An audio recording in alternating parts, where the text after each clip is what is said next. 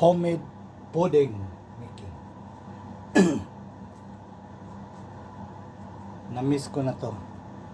Tagal ko na hindi nakagawa nito. Gawin natin pudding ang kubos. Kita ko sa inyo. Ang ingredients sa paggawa, ayan. Pinipino ko yung hindi na masyadong pino yung kubos. Yan ba yun? Yan.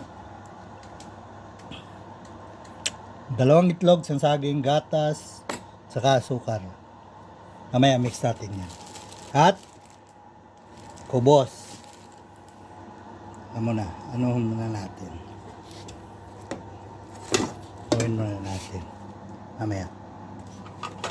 At ang steamer, rice cooker, kailangan to dahil hindi magawang pudding pagka wala to. Balikan ko kayo mamaya.